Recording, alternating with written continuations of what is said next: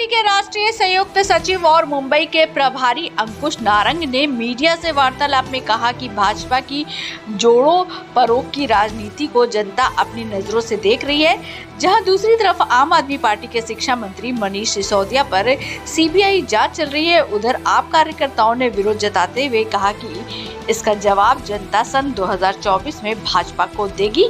दिल्ली में ration door step delivery पर भी चर्चा हुई। इस विषय पर भी आप नेता अंकुश नारंग ने भाजपा को ही जिम्मेदार ठहराया और कहा कि भाजपा के रोक टोक से दिल्ली में डोर स्टॉप डिलीवरी की इजाजत नहीं मिली। अनेकों विषय पर चर्चा हुई, जिसका जवाब अंकुश नारंग ने मीडिया को जवाब देते हुए कहा कि महंगाई की मार से जनता परेशान हो चुकी है। अब आबकारी नीतियों पर भी एक्साइज पॉलिसी की भी बात की। उधर भाजपा और आम आदमी पार्टी में आरोप प्रत्यारोप दिन प्रतिदिन देखने को मिल रहा है। नमस्कार, स्वतंत्र प्रभात में आपका स्वागत है। मैं दिनेश कुमार भारद्वाज। इस समय वेस्ट पटेल नगर अंकुश नारंग जी, आम आदमी पार्टी राष्ट्रीय संयुक्त सचिव एवं आम आदमी पार्टी मुंबई से प्रभारी भी हैं। इस समय इनसे मैं बात करने के लिए इनके ऑफिस में पधारा हूँ और जानने की कोशिश करूँगा ऑपरेशन लोटस सीबीआई आरोप प्रतिरोध जो एक दूसरे के ऊपर लगाया जा रहा है, कहाँ तक आप इसको जनता को वेरीफाई करेंगे और किस तरह से इसको देखा जा रहा है। सबसे पहले तो दिनेश भारद्वाज जी, आपका तहे दिल से धन्यवाद और स्वतंत्र भारत के सारे व्यूअर्स को मेरा नमस्कार। और दिनेश जी, आपने हमें रूबरू होने का मौका दिया अपने व्यूअर्स के साथ, इसके लिए तहे दिल से धन्यवाद। देखिए, ऑपरेशन लोटस क्या है ये सबसे पहले समझने की जरूरत है कि ऑपरेशन लोटस क्या है। आपने देखा होगा कि सन 2017 में गोवा के अंदर भाजपा की सीटें आई 13 और कांग्रेस की सीटें आई 17, लेकिन फिर भी सरकार भाजपा की बनी। 12 विधायक कांग्रेस के बिक गए। ऐसा ही उदाहरण आपने मध्य प्रदेश के अंदर भी देखा, ऐसा ही उदाहरण आपने अरुणाचल प्रदेश के अंदर भी देखा, ऐसा ही उदाहरण आपने मेघालय के अंदर भी देखा, ऐसा ही उदाहरण आपने मणिपुर के अंदर भी देखा, ऐसा ही उदाहरण आपने बिहार के अंदर भी देखा। और हाल फिलहाल में आपको याद होगा महाराष्ट्र के अंदर जो सुर गूंज रहे थे, जो विधानसभा के अंदर 50 खोखा 50 खोखा 50 खोखा यानी कि 50 करोड़ रुपए, तो वो एकनाथ शिंदे के जितने भी विधायक हैं वो सारे बिके। सीबीआई और ईडी से इन्होंने दबाव डलवाया। सीबीआई और ईडी से दबाव डलवाने के बाद इन्होंने फिर दोबारा से कहा कि अब तुम बिक जाओ और पैसे लो और पैसे लेके आप हमारे साथ आ जाओ। तो पूरे देश के अंदर कांग्रेस के और दूसरी पार्टी के 277 विधायक बिके आज तक। और 277 विधायक का मतलब यह हो गया कि अगर 20-20 करोड़ भी हर एक विधायक को दिए तो 5500 करोड़ हो गए। लेकिन यही ऑपरेशन लोटस जब दिल्ली के अंदर आया, इन्होंने ईडी और सीबीआई से मनीष जी के घर पर रेड करवाई, जो हमारे दिल्ली के शिक्षा मंत्री और दिल्ली के उप मुख्यमंत्री हैं, उनके घर में रेड कराई। आपको जान के आश्चर्य नहीं होगा, बिल्कुल आपके व्यूअर्स को भी जान के आश्चर्य नहीं होगा कि उनके घर पे जब रेड हुई तो क्या मिला। 10 कॉपियां, पेंसिल और कुछ पेन। इसके लिए मैं किसी को जिम्मेदार नहीं ठहरा रहा। ये तो साफ साफ है कि भाजपा ने महंगाई कराई है देश के अंदर। अगर भाजपा चाहती तो उद्योगपतियों से कॉर्पोरेट टैक्स लेके ललित मोदी, विजय माल्या को पकड़ के, मजे वाली बात है, आप लोग जाके विजय माल्या और ललित मोदी का इंटरव्यू लेके आ जाते हो, लेकिन इनकी सीबीआई और ईडी कभी पकड़ ही नहीं पाती इन लोगों को। कितने मजे वाली बात है। तो अब इसके ऊपर अगर वो उनसे छोड़ के पैसे हमारे से टैक्स ले रहे हैं तो ये तो कहीं की सही बात नहीं है। भाई एक तरफ बताओ मुझे बात सर, एक तरफ मुझे एक बात बताना पड़ती जी, सॉरी मैंने आपको रोका, एक तरफ मुझे बात बताना। सन 2014 से पहले बिजली की दर कितनी होती थी? आज बिजली मुफ्त हो गई दिल्ली के अंदर। पानी की दर कितनी होती थी? आज पानी मुफ्त हो गया। सरकारी स्कूलों की क्या हालत होती थी? आज देख लो सरकारी स्कूलों की हालत। अगर हम दिल्ली के अंदर इन माध्यमों से महंगाई कम कर सकते हैं तो मैं आज आपके चैनल के माध्यम से कह रहा हूं, ये जो भाजपा ने महंगाई बढ़ाई है, एक बार आम आदमी पार्टी को मौका देके देखिए, हम देश के अंदर भी महंगाई कम कर सकते हैं। सर, जैसे विपक्ष का कहना है कि जब मुद्दे की बात होती है तो आप पार्टी महंगाई पे बात करती है, मुद्दे की बात नहीं करती है। जैसे अभी जो ऑपरेशन लोटस की बात कर रहे हैं आप, सीबीआई जांच चल रही है, तो वीर अभिमन्यु की तरह आप ये बीच में फंसे हुए हैं। अब वो कौन सी चक्र की ऐसी रचना करने में आप पार्टी लगी हुई है जिससे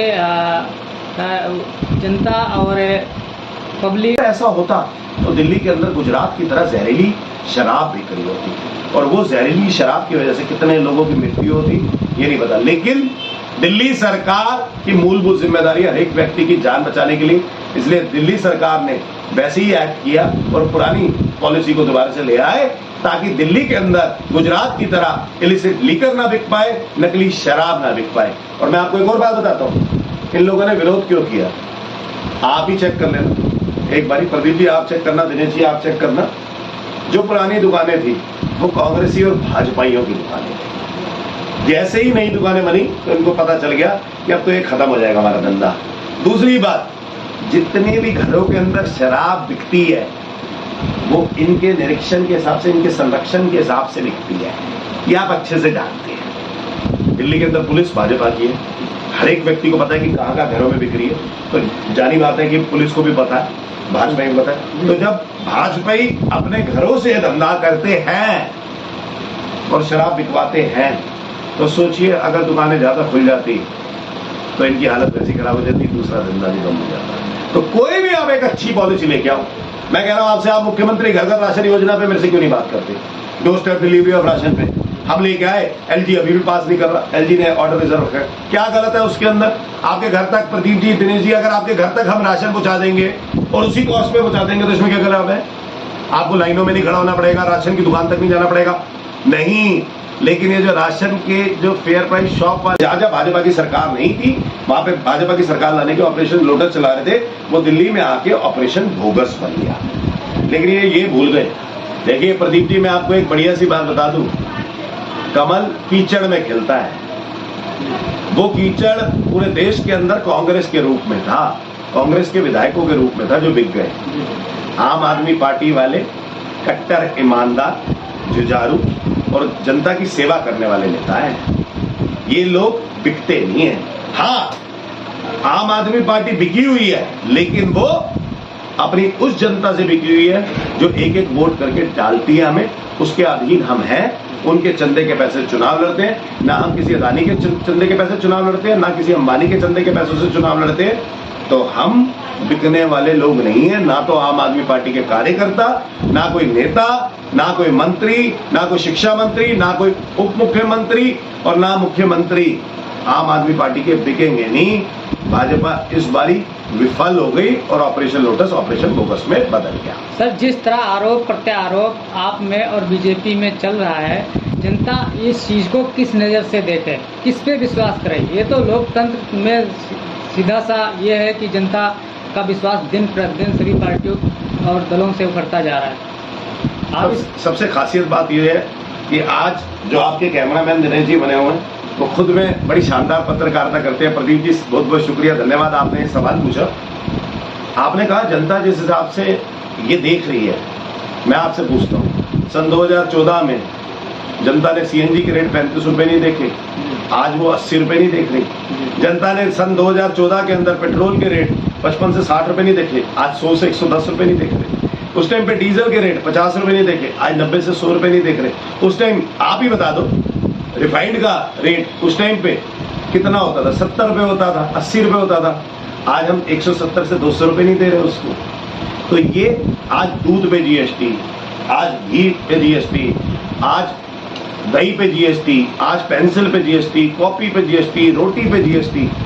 आप मुझे एक बात बताओ, हमारा पैसा चूस चूस के अगर भाजपा विधायकों को खरीदने में लगा देगी तो फिर हमसे क्यों टैक्स इकट्ठा कर रहे हैं, हमारे पे जीएसटी की मार रहे हैं। वही मैं आपके चैनल के माध्यम से बताना चाहूंगा, स्वतंत्र प्रभात के चैनल के माध्यम से बताना चाहूंगा, कॉर्पोरेट टैक्स जो बड़े बड़े उद्योगपतियों पे लगता है उसमें तो भाजपा ने कटौती कर दी, 30% से 25% कर दिया। जबकि वो तो आप, ना आप पे भारद्वाज जी, ना मेरे पे, ना प्रदीप जी आप पे, ना किसी स्वतंत्र प्रभात के किसी रिपोर्टर पे, ना एडिटर पे